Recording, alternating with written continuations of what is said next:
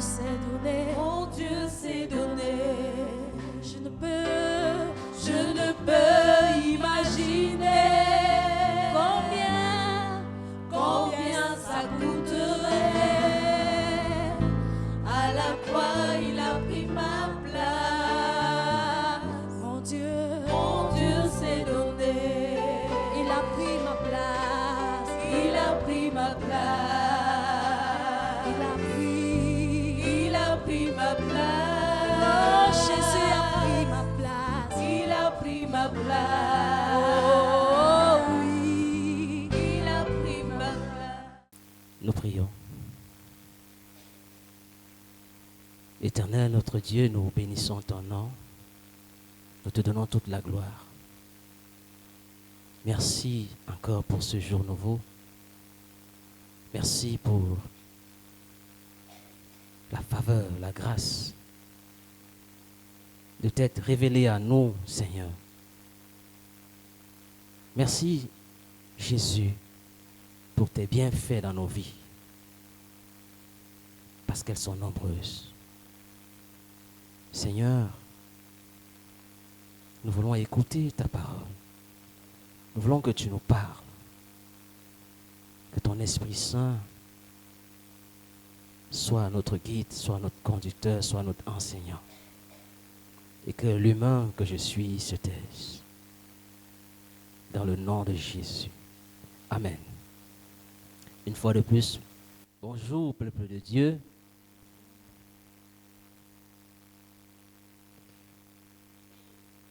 Ce qui m'a conduit à cette interrogation qui est au tableau est l'ensemble des événements qui se sont déroulés avant, pendant et après les élections au Cameroun du 12 octobre 2025. Des événements qui ont malheureusement conduit notre nation dans une posture pas du tout agréable.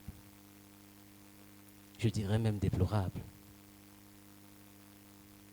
Et en ce moment, nous vivons une situation de trouble qui aurait pu ne pas être si des hommes avaient été vrais dans leur démarche. S'ils avaient été du côté de la justice. Amen. Et ce qui a attiré ma curiosité est que ce sont des personnes qui prétendent prier le Seigneur Jésus-Christ, qui sont responsables de ce désordre, malheureusement. Ils sont dans l'église, ils occupent parfois les premières rangées, les places d'honneur. D'autres même enseignent la parole de Dieu. Cependant, ils sont également cupides, ils sont également avaristes, ils sont pouvoiristes, voire criminels. Mais comment l'Église en est arrivée à ce niveau? Puisque c'est le produit de l'Église. C'est le produit de l'Église. Comment en sommes-nous arrivés là?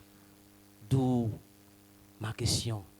Sommes-nous disciples de Christ? Nous l'avons chanté tout à l'heure, Christ est mort et ressuscité. Il est mort et ressuscité afin que par sa résurrection d'entre les morts et notre croyance en lui, nous soyons ses disciples. Nous soyons ses disciples et faisons des disciples comme lui-même en a fait. Et c'est la raison pour laquelle il a dit, allez, faites de toutes les nations des disciples. Matthieu 28, 19. C'est cela l'instruction de base donnée par le Christ. Faire des disciples, pas autre chose. Faire des disciples. Et ce matin, je m'adresse à l'église du Christ. Je m'adresse à l'église au Cameroun. Est-ce que tu es disciple de Christ? Ou encore, est-ce que tu cherches à faire des disciples à Christ? On va certainement me demander qui est donc disciple du Seigneur. Qui est disciple du Seigneur. Et moi, je dirais que le disciple du Christ est son étudiant, est son apprenti. C'est une personne à qui Christ inculque sa doctrine et sa pratique, pour que celui-ci les met entièrement en application tous les jours de sa vie. Tous les jours de sa vie. C'est cela un disciple de Christ. Amen. Et Jésus va dire, si quelqu'un veut me suivre, ou si quelqu'un veut venir après moi, qu'il renonce à lui-même, qu'il se charge de sa croix et qu'il me suive. Luc 9, 23. Le disciple de Jésus est appelé à renoncer à lui-même, à porter sa croix et à suivre le Christ. Renoncer à lui-même, porter sa croix et suivre le Christ. Et la première des choses étant le renoncement de soi. Renoncer à toi. Il y a des personnes qui prétendent ou qui disent avoir renoncé à elles-mêmes, mais qui ont peur de prendre qui ont peur de perdre quelque chose dans leur vie. Ça existe. Elle dit qu'elle a renoncé à elle, mais elle a peur de perdre quelque chose dans sa vie. Pendant que l'on dénonce l'injustice, elle garde le silence, parce qu'elle protège leur intérêt. Et elles disent qu'elles ont renoncé à leur vie. Ces personnes existent. Tu es à l'église et tu sais que monsieur tel est dans des choses complexes, des choses louches. Mais tu n'ouvres pas ta bouche pour lui dire, frère, ce n'est pas la voix du Seigneur, parce que tu as peur de ta vie. Ça existe à l'église. Est-ce qu'on a véritablement renoncé à nous-mêmes? Frère, as-tu renoncé à toi? Et puis tu ne parviens pas à dire la vérité à quelqu'un d'autre? Par cause de peur. Jésus dit, si tu veux me suivre, renonce à toi. Il y en a qui prennent parfois la décision de renoncer à des passions qui mettent en mal leur relation avec le Seigneur. Il y en a qui prennent ces décisions, mais se trouvent malheureusement en train d'affectionner ces mêmes choses. Tu as pris la décision de couper avec l'alcool. Tu as pris la décision de ne plus suivre un groupe quelconque. Mais demain, tu es encore à refaire la même chose. Que s'est-il passé? Que se passe-t-il? Si nous regardons à quoi est-ce que ces choses sont liées, nous verrons qu'elles sont liées à nos faiblesses, elles sont liées à nos incapacités, elles sont liées à nos limitations. Et nous nous rendons compte que ces choses sont liées à la nature humaine, à la nature de la chair. Toutes ces choses qu'on renonce et qu'on retombe par la suite, nous verrons que c'est lié à la nature humaine. Et si donc ces choses qui reviennent sont liées à notre nature humaine, je pourrais dire que renoncer à soi, c'est renoncer à sa nature humaine, qui est limitée, qui est faible. Amen. Qui est décevante, voire même incomplète. C'est renoncer à cette nature. Pour nous approprier la nature du Christ qui est en nous. Parce qu'il est véritable en nous. Oui, nous devons pleinement être conscients de la présence de Christ qui est avec nous et qui est en nous. C'est de cette façon que nous pourrions vivre et que nous pourrons véritablement renoncer à soi. Lorsque tu es conscient que Jésus-Christ est en toi. Amen. C'est de cette façon que tu pourras renoncer à ta vie. Renoncer à soi, c'est faire comme Daniel et ses amis. Nous connaissons tous l'histoire. Ils savaient que selon la loi, prier et ne pas adorer la statue du roi était passif de peine de mort. Ils le savaient. Cependant, ils savaient également que ne pas prier et adorer la statue du roi, c'est aller contre la volonté de Dieu. Ils savaient cela. Ils ont choisi de faire la volonté de Dieu au détriment de leur propre vie.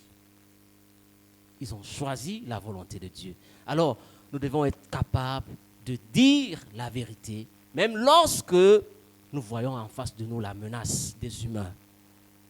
Vous devez être capable de dire la vérité, parce que nous devons obéir à Dieu plutôt qu'aux hommes. Amen. Et c'est à Dieu que nous allons rendre des comptes, pas aux humains. Pas aux humains, parce que nous allons rendre des comptes. Amen. D'où la nécessité de se séparer de la peur. D'où la nécessité de se séparer définitivement de la peur. Aussi longtemps que nous n'allons pas renoncer à notre nature humaine, nous aurons toujours peur à l'homme. Ça, c'est vrai. Nous aurons toujours peur à l'homme et par la suite être incapables de porter notre croix pour suivre le Seigneur Jésus-Christ. Parce que si tu ne peux pas renoncer à toi, tu ne pourras pas porter ta croix. C'est la première des choses. Celui qui est incapable de renoncer à lui, il ne peut pas porter la croix, il ne peut donc pas suivre le Seigneur Jésus. Alors, une fois que nous avons renoncé à nous, le Christ nous invite à porter notre croix. Il t'invite, il m'invite, il invite chacun d'entre nous à porter sa croix. Porter sa croix ne veut pas dire mourir en victime, comme ce fut le cas pour Jésus. Mais porter sa croix, c'est marcher en disciple de Jésus. En fondant notre vie de tous les jours sur l'obéissance de ses préceptes. Une obéissance littérale aux ordonnances du Seigneur. Amen. Face à une situation donnée, que te demande le Seigneur? Qu'est-ce qu'il te demande? Et nous devons savoir que la croix se signale lorsque la volonté de Dieu se trouve à l'opposé de notre penchant.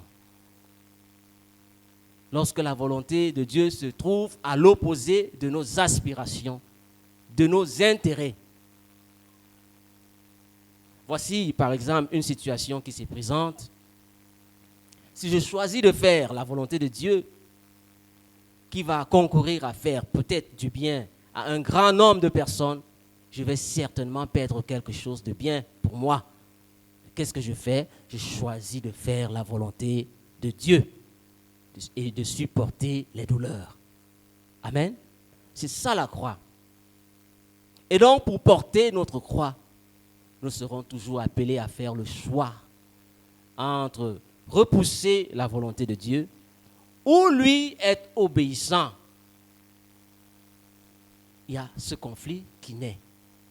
Nous sommes en présence d'un conflit. Soit tu acceptes de lui être obéissant, soit tu repousses sa volonté.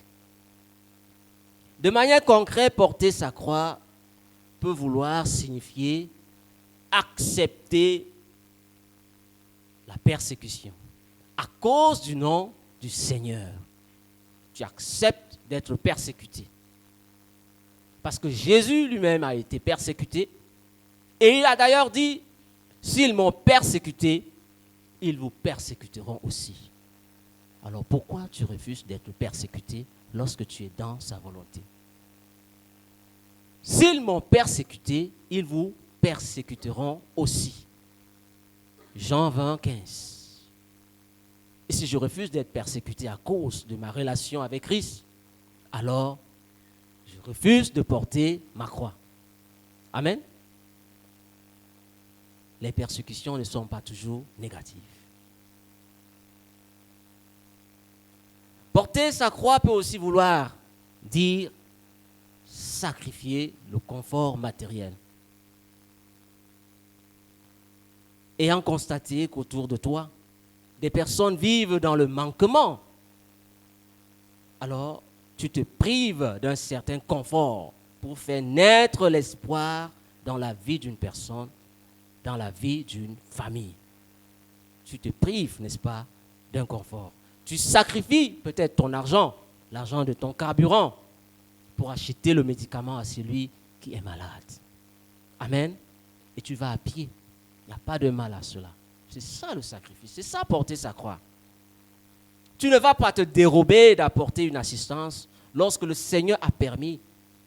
N'est-ce pas que toi, tu vois le besoin dans la vie de l'autre.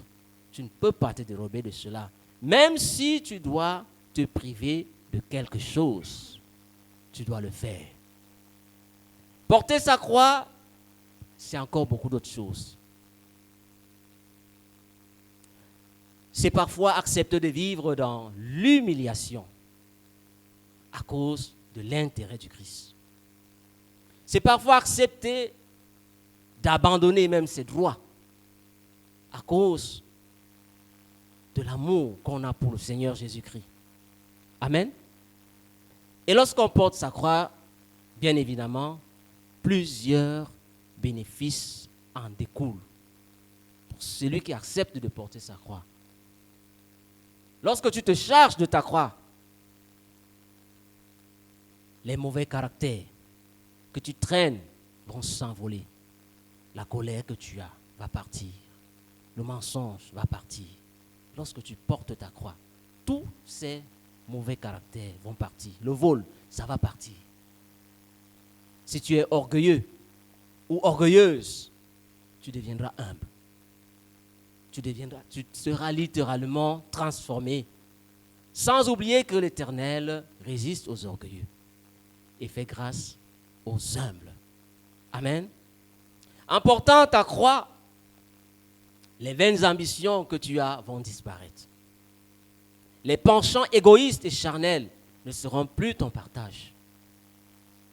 Bref, tous les tares qui ne sont pas selon Dieu et qui font un barrage à l'accomplissement de sa volonté vont totalement disparaître lorsqu'au jour le jour, tu t'acquittes à porter ta croix. Ainsi, nous pourrons suivre le Seigneur Jésus-Christ aisément. Amen.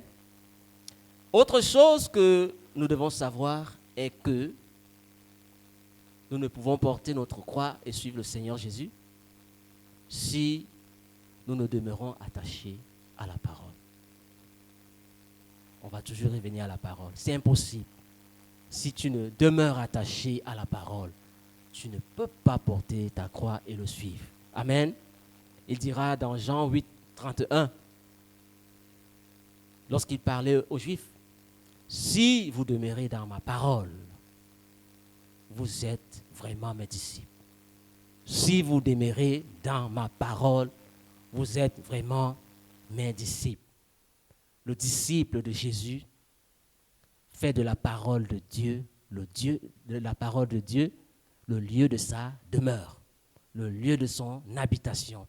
Il s'y trouve permanemment, continuellement, tous les jours de sa vie. Il est constamment dans la parole. Amen. La parole de Dieu est quelque chose de formidable, bien-aimé. Elle est formidable. Qu'aucun disciple ne devrait être incapable d'étudier. Aucun. Si tu prétends être disciple du Seigneur, tu ne devrais pas être incapable d'étudier la parole. Ou encore, de ne pas pouvoir prendre plaisir à étudier. Amen. La parole de Dieu, je pourrais dire, n'a que des bienfaits. Elle n'a que de bienfaits, elle ne fait aucun mal. Elle n'a que des bienfaits dans notre vie, Seigneur. Alors, la parole de Dieu comme bienfait, elle permet de bâtir notre âme. Elle bâtit l'âme. Il est impossible d'être un disciple accompli sans la parole. C'est impossible. C'est la parole qui te bâtit. Paul pouvait dire dans Romains 10, 17, « Ainsi la foi vient de ce qu'on entend, et ce qu'on entend vient de la parole de Christ. » C'est la parole qui bâtit. C'est grâce à la parole du Christ qu'on sait, par exemple, qu'il n'existe pas de maladie incurable. C'est grâce à la parole de Christ. C'est la parole de Christ qui t'amènera à comprendre que si tu ne te compromets pas, tu ne manqueras de rien. C'est dans la parole. C'est même si, n'est-ce pas, on te propose des milliards, c'est la parole de Christ qui permet de comprendre cela. La parole du Christ conduit à voir ce que les autres ne voient pas. Tu peux voir ce que les autres ne voient pas. Là où les uns voient, par exemple, l'échec, toi, tu vois le succès. Tu vois la réussite parce que tu es dans la parole. Là où ils voient la mort, toi, tu vois la vie. Toi, tu vois la résurrection. Là où ils voient la pauvreté, toi, tu vois plutôt la prospérité parce que tu es attaché à la parole, parce que tu y fais ton lieu d'habitation. Là où on voit la défaite, toi, tu vois la victoire. Amen. C'est la parole qui bâtit la foi. Autre chose, la parole de Dieu redonne la vie à notre âme. Elle redonne la vie. Elle n'a que des bienfaits, bien-aimés. Le psalmiste pouvait dire dans Psaume 19, 8, « La loi de Dieu est parfaite, elle restaure l'âme. » La loi de Dieu est parfaite, elle restaure l'âme. Quel que soit le niveau de dépression, quel que soit le niveau de déception que tu traverses, la parole de Christ restaure ton âme. Amen. Quelque chose peut-être te chagrine, mais la parole de Dieu est la solution pour toi. Elle est la solution. Elle restaure entièrement l'âme. Il y a un événement que j'ai vécu, c'était en 2020. J'avais vécu une succession de vols, de cambriolages chez moi. Et précisément en février, pendant que nous dormions, on a porté la moto que j'avais. Mais le lendemain, je me suis retrouvé ici dans la cour avec le pasteur Abdoulaye, pour ceux qui le connaissent. Et un chant est monté. Nous avons commencé à chanter. La veille, on a cassé chez moi, on a pris la moto, mais on dansait dans la cour. Il n'y a personne qui soit comme j'ai. On dansait, on dansait. Et pendant ce temps, quelqu'un d'autre m'observait au balcon en haut. Quand je monte, il me regarde. Il dit, voici, regardez quelqu'un dont on a pris la moto. Il danse comme ça. Et il ajoute, il n'y a que Jésus qui peut faire ça. Amen. Il n'y a que Jésus qui peut le faire. Bien-aimé, la parole restaure l'âme. Elle restaure l'âme. La parole de Dieu rend sage. Vous voyez qu'il n'y a que des bienfaits.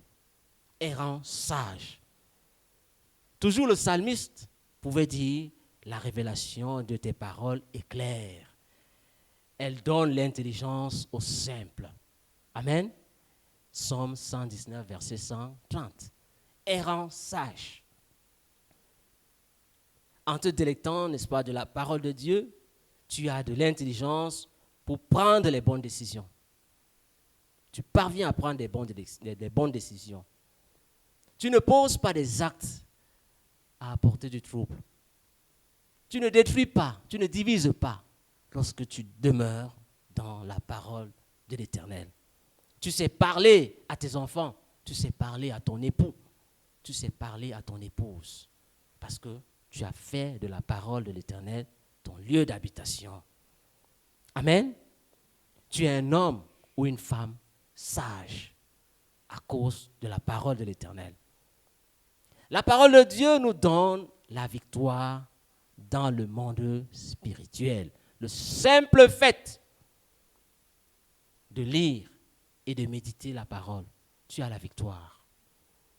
Nous avons l'exemple de notre pasteur ici présent, nous n'allons pas aller loin.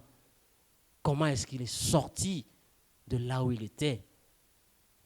Simplement parce qu'il prenait le soin de méditer.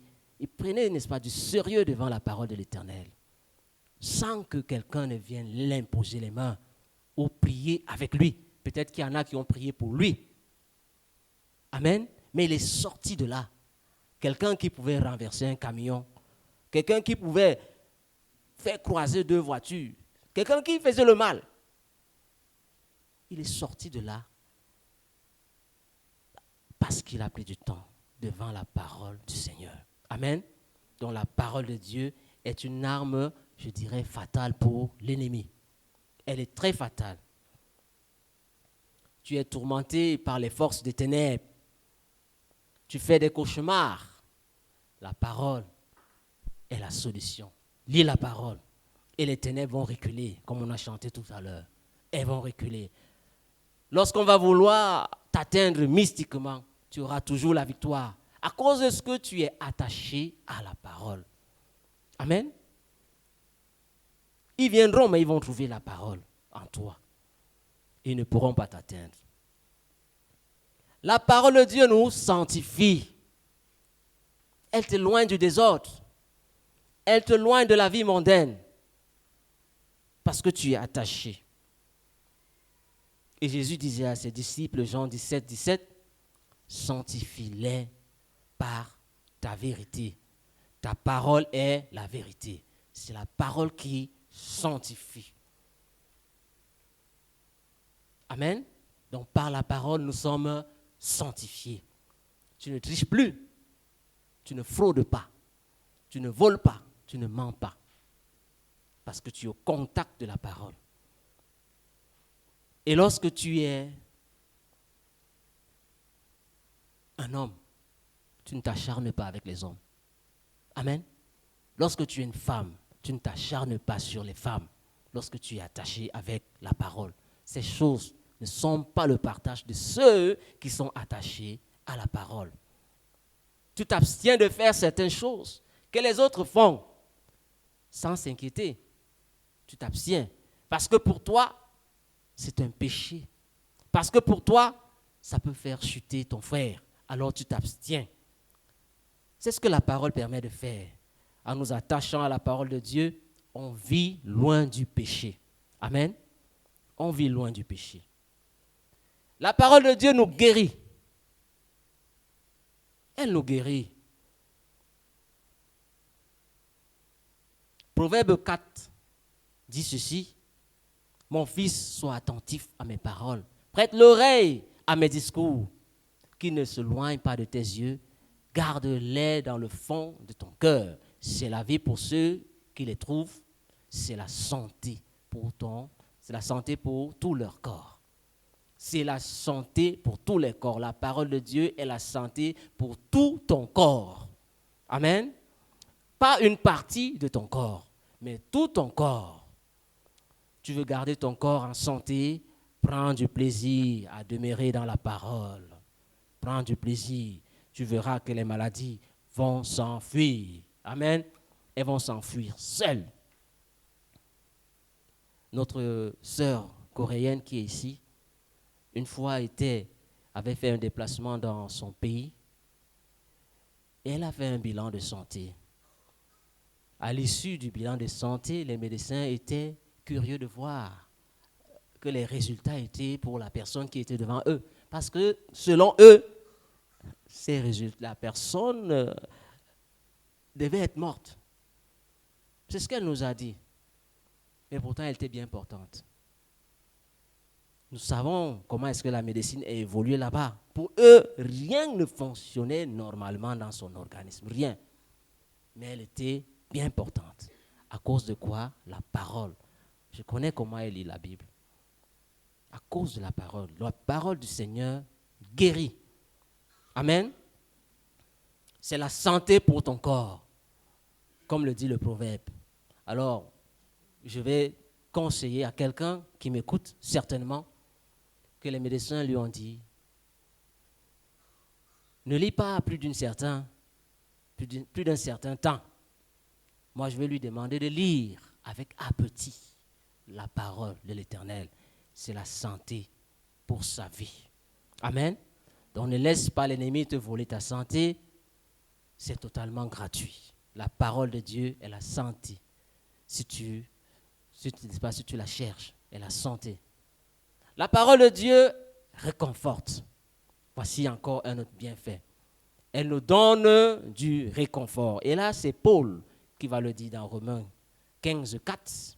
Il dit ceci: tout ce qui a été écrit d'avance l'a été pour notre instruction, afin que par la patience et par la consolation que donnent les Écritures, nous possédions l'espérance. Nous possédions l'espérance. Nous avons de l'espérance grâce à la parole. Même lorsque nous vivons dans le désordre, comme c'est le cas présentement dans notre nation, pour ceux qui lisent la parole, sont réconfortés par elle. Amen. Ils sont réconfortés par elle parce qu'elle les parle. Ils savent effectivement ce qui se passe.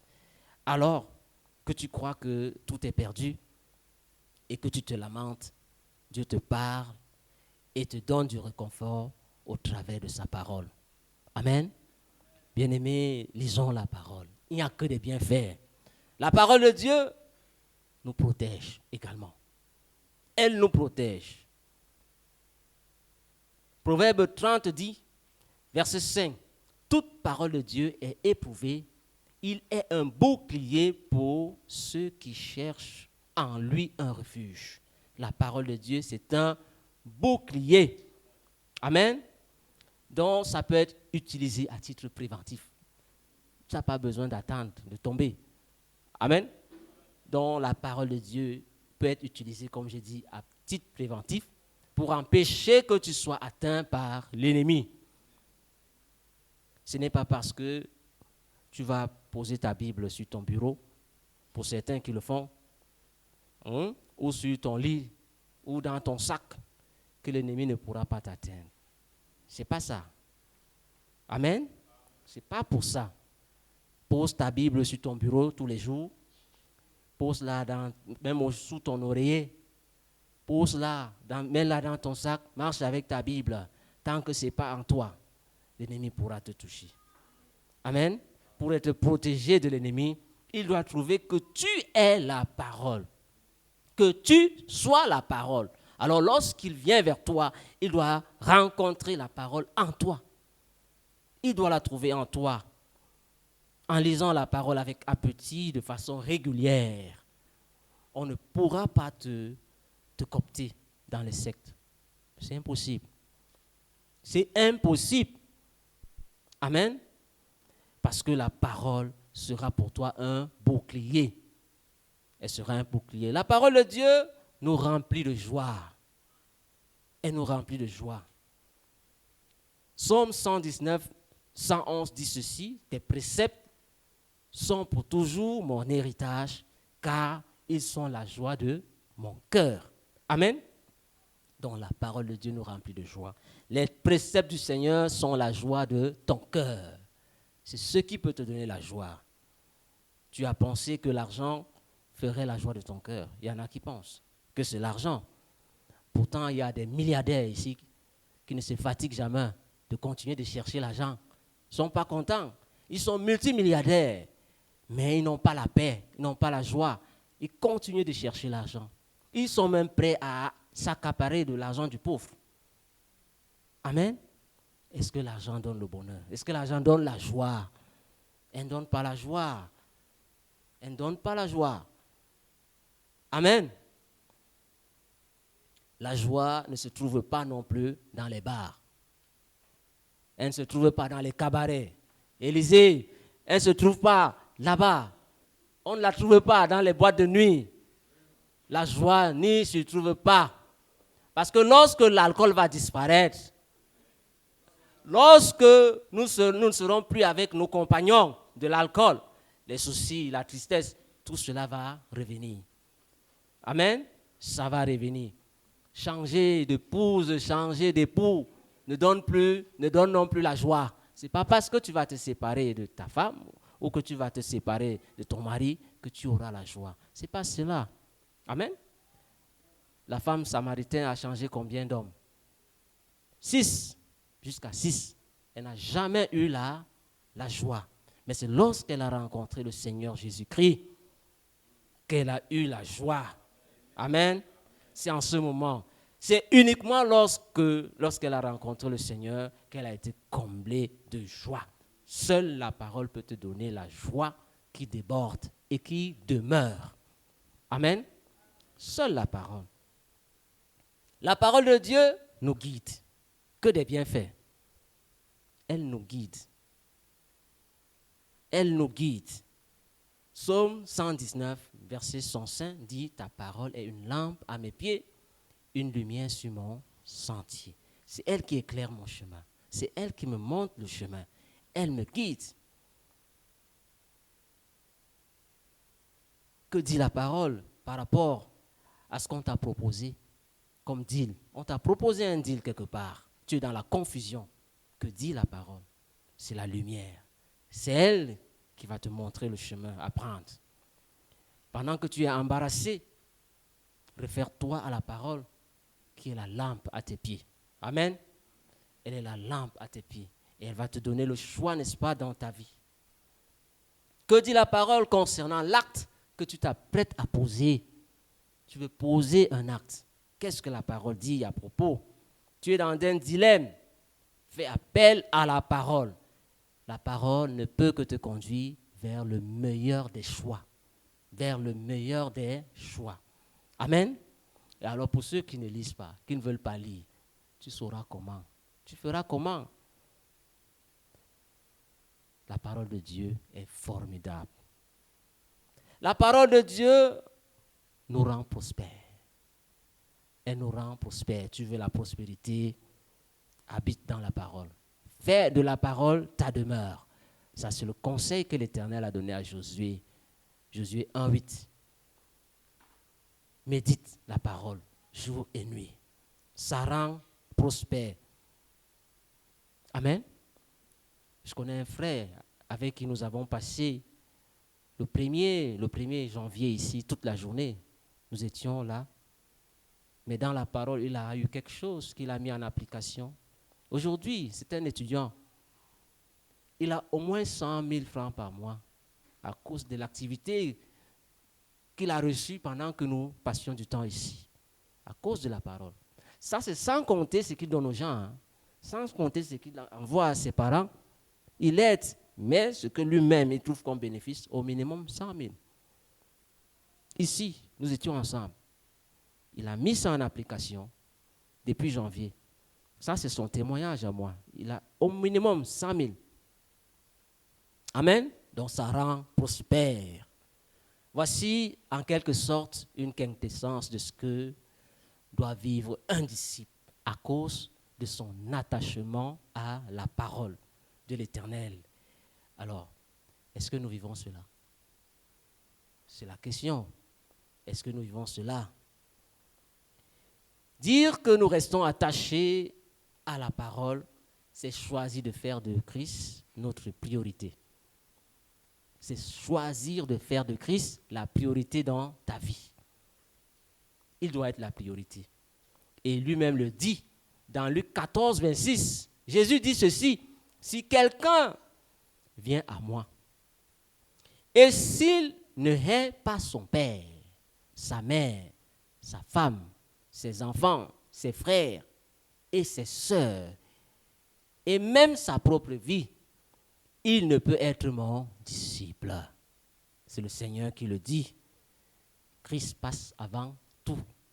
Amen. Il passe avant tout. Il passe avant ta mère. Il passe avant ton père. Il passe avant qui que ce soit. Entre le Christ et le reste du monde, nous devons aimer Christ plus que les autres. Aimer Christ plus que tes parents. Aimer Christ plus que tes enfants. Plus que ton époux, plus que ton épouse. Amen. Et c'est ce que nous devons faire. Mais est-ce que c'est cela le cas dans la réalité? Il suffit juste de regarder au temps que nous mettons avec lui et nous faisons une comparaison, n'est-ce pas, à celui que nous mettons avec les autres pour savoir si nous l'aimons véritablement. Regarde le temps que tu mets avec le Seigneur Jésus. Regarde à ce temps. Le temps que tu mets à causer avec ta voisine. le temps que tu mets à causer avec, le temps que tu donnes à l'autre, autant que tu donnes au Seigneur Jésus. Regarde ce temps. Parce que si tu l'aimes véritablement, tu vas passer du temps avec lui. Amen. Dans nos interventions dans la société, est-ce que nous faisons toujours appel à lui? Est-ce que nous faisons appel à lui? L'amour que l'on donne au Christ se voit aussi à travers celui que tu donnes aux autres. L'amour que tu donnes au Christ se voit également à travers celui que tu donnes aux autres. Nous ne pouvons pas prétendre aimer le Seigneur si nous exprimons de la haine pour quelqu'un. Non, c'est impossible de dire que tu aimes le Seigneur alors que tu hais ton voisin. Et donc, je ne sais pas si tu es son disciple, toi qui dis tout le temps que tu es une personne. Il y en a qui disent ici, je n'aime pas la tête du type là. Je n'aime pas, aussi facilement, je n'aime pas la tête du type là. La femme là m'énerve. Et tu aimes le Seigneur Jésus. Amen. Sa création là t'énerve. Il y a du mal, il y a même des personnes qui ont du mal à accepter que Christ demande d'aimer les ennemis. C'est dur à avaler.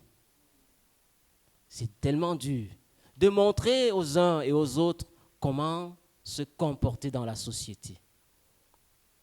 Alors, puisque nous sommes supposés être la lumière, nous sommes supposés être le sel de la terre et la lumière du monde, nous sommes condamnés à montrer le bon exemple partout où besoin se fera ressentir. C'est une obligation. C'est une obligation. Et comment justifies-tu le fait de ne pas adresser la parole à ton voisin et prétendre te dire que tu aimes le Seigneur Jésus? Tu décides de ne pas parler à ton voisin et tu dis que tu aimes le Seigneur Jésus. Aimer Christ, c'est se détacher du monde. Se détacher complètement du monde. Parce que tu ne peux pas continuer avec une catégorie de personnes si vous n'avez pas les mêmes aspirations. Ils risquent de t'attirer dans leur camp. Aimer Christ, c'est se détacher de ces personnes-là. Aimer Christ, c'est dépendre entièrement de Dieu. Amen. Aimer Christ, c'est ne pas avoir honte de Jésus. Ne pas avoir honte de Jésus. C'est le confesser en tous les lieux. En tous les lieux. Paul a dit de prêcher la parole en toute occasion, qu'elle soit favorable ou non. En tous les lieux. Faire de Christ sa priorité, c'est chercher à faire des disciples. Amen. Est-ce que tu cherches à faire des disciples? Bien-aimé, si tu pouvais juste commencer à imaginer l'amour que le Seigneur a pour toi, l'amour qu'il a pour nous, tu ne trouverais pas de raison de ne pas l'aimer ou de désirer autre chose que lui dans la société. Non, il n'y a aucune raison. Et donc, un disciple du Seigneur Jésus, comme j'ai dit, il ne fraude pas, il ne ment pas, il ne triche pas, il ne vole pas, il ne tue pas volontairement, il n'est pas cupide, il n'en vit pas. Il suit les pas de Jésus. Il aime le Christ et sa parole. Il lui est obéissant. Il aime parler de Christ aux autres. Il fait tout selon la volonté de Dieu. Amen. Il fait tout selon la volonté de Dieu. Alors, est-ce que nous sommes véritablement ses disciples? C'est à nous de discerner. C'est à nous de discerner. Solideo Gloria. Que la gloire soit rendue à Dieu.